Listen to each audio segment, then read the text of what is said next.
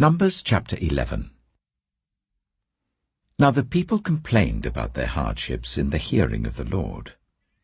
And when he heard them, his anger was aroused. Then fire from the Lord burned among them and consumed some of the outskirts of the camp. When the people cried out to Moses, he prayed to the Lord, and the fire died down. So that place was called Taberah, because fire from the Lord had burned among them. The rabble with them began to crave other food. And again the Israelites started wailing and said, "If only we had meat to eat. We remember the fish we ate in Egypt at no cost, also the cucumbers, melons, leeks, onions, and garlic. But now we have lost our appetite. We never see anything but this manna."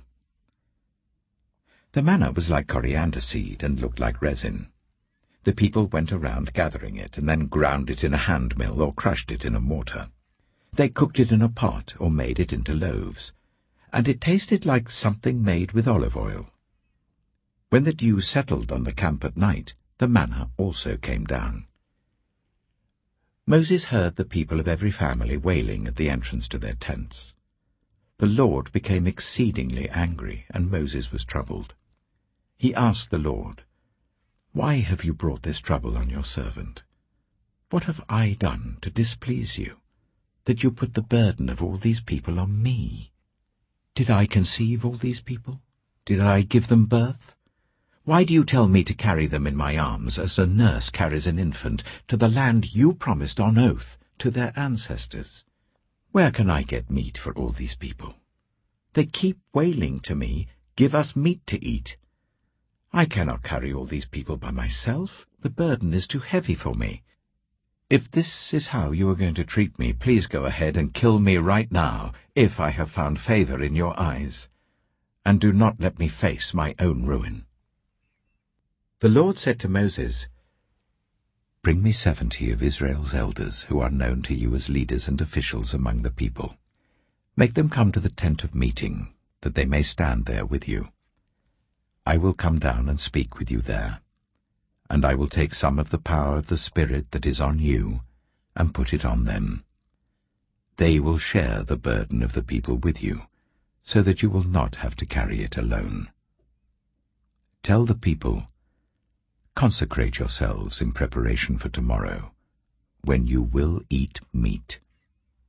The Lord heard you when you wailed, 'If only we had meat to eat. We were better off in Egypt.' Now the Lord will give you meat, and you will eat it.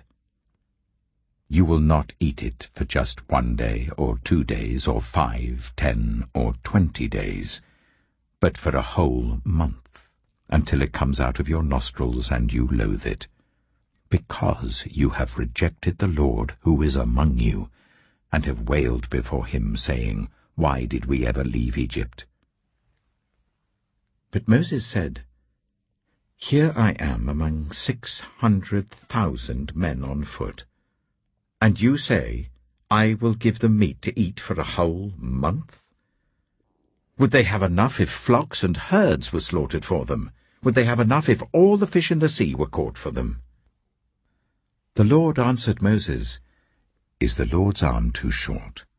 Now you will see whether or not what I say will come true for you." So Moses went out and told the people what the Lord had said. He brought together 70 of their elders and made them stand round the tent. Then the Lord came down in the cloud and spoke with him, and he took some of the power of the Spirit that was on him and put it on the 70 elders. When the Spirit rested on them, they prophesied, but did not do so again. However, 2 men, whose names were Eldad and Medad, had remained in the camp. They were listed among the elders, but did not go out to the tent. Yet the Spirit also rested on them, and they prophesied in the camp. A young man ran and told Moses, "Eldad and Medad are prophesying in the camp."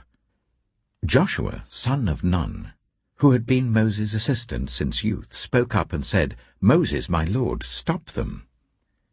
But Moses replied, "Are you jealous for my sake?